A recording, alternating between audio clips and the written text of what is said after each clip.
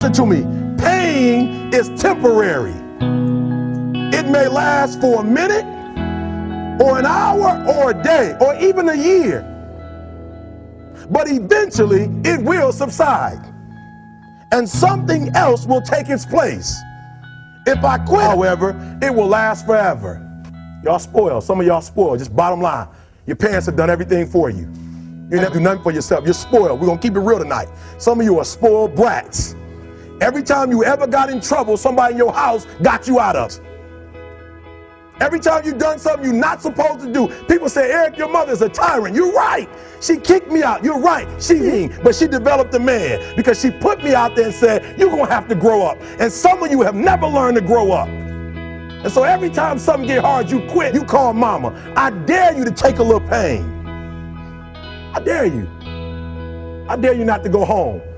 Somebody said, I'm going to go home. I feel bad. Go through it. You ain't going to die. At the end of pain is success. You're not going to die because you're feeling a little pain. I'm not eating like I eat at home. That's why you're about to go to the next level, because if you keep eating like you ate at home, you'll keep being a boy or a girl. It's time to become man, woman. But I'm exactly where I wanted to be because I realized I got to commit my very being to this thing. I gotta breathe it, I gotta eat it, I gotta sleep it. And until you get there, you'll never be successful in life. But once you get there, I guarantee you, the world is yours. So work hard and you can have whatever it is you want. A lot of people in this world search endlessly for some complex, magical formula to understand why some people are successful and why others are not. But it really just boils down to this concept of productivity. That you're going to apply the most amount of effort to the best of your ability in the allotted time that you have. And all successful people realize that time is the most precious commodity that's out there. It's the one thing that you can't buy or ever buy back. So these successful people realize that they have an allotted time to perform a given task, so that they have to give it their absolute all to doing that task. Because going through the motions is the most disadvantageous thing that you could do. That often when you do something wrong the first time, you have to go back and do it right the second time. Whereas if you did it right the first time, you never have to do it again. And all successful people realize that they're going to give it their absolute all and put in their heart and soul to any task that they do, no matter how small or how large it is. That they're going to be the best person that they could be while they're doing it. That they're going to do it right. And the major difference is that the successful people do every single task right, whereas the people who are not successful do it wrong. You know, you could look at these professional bodybuilders. Jay Cutler, Ronnie Coleman, Dexter Jackson, Flex Wheeler, Sean Ray, Dorian Yates, Arnold Schwarzenegger. These guys are the best in their sport. And a lot of people just disregard it as they had the genetics to be there, or they'll play the steroid card and say that they cheated to get to where they were. But what a lot of people don't realize is that these people gave it their heart and their soul throughout every single rep, throughout every single set, throughout every single gym session, every single day, for weeks, for months, for years, for decades, to get to where they were. That they weren't just going to go through the motions, but they were going to break through all mental barriers to get to where they wanted to be. And that's the difference between the successful people from those who are not.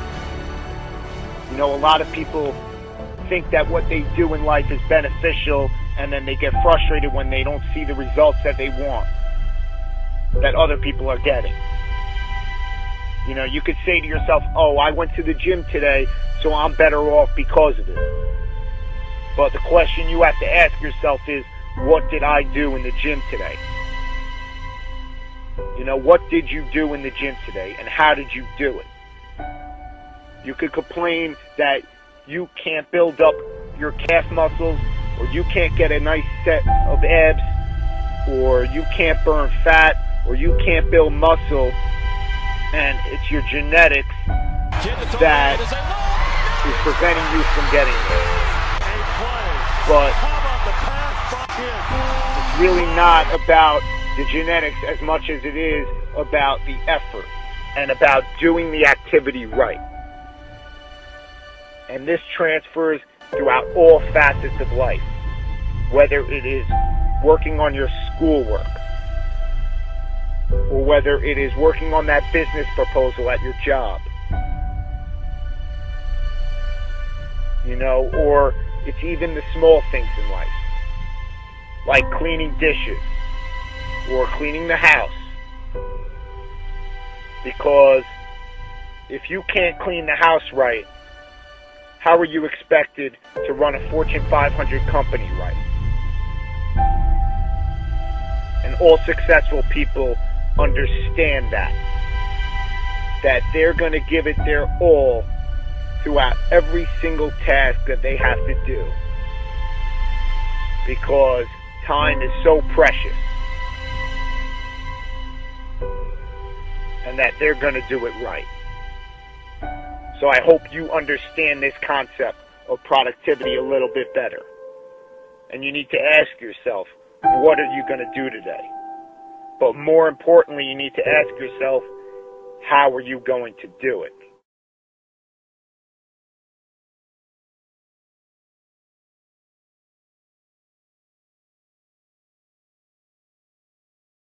Pro! I'm going pro! Oh, okay. Yeah, I don't know, you know, you'll probably be about as good as I was. That's kind of the way it works, you know, and I was below average, you know, so, whoa. So you'll probably ultimately rank somewhere around there, you know, so really, you'll excel at a lot of things, just not this. I don't want you out here shooting this ball around all day and night, all right? All right. Okay.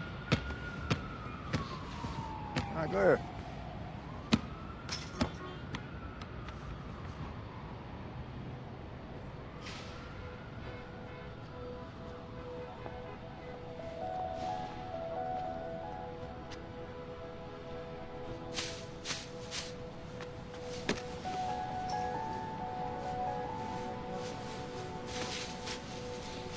Hey.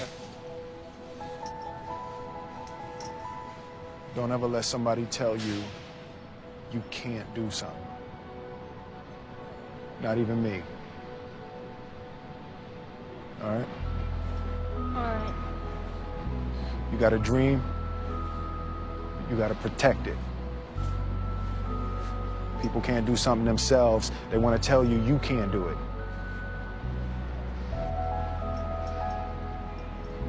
You want something, go get it. Period.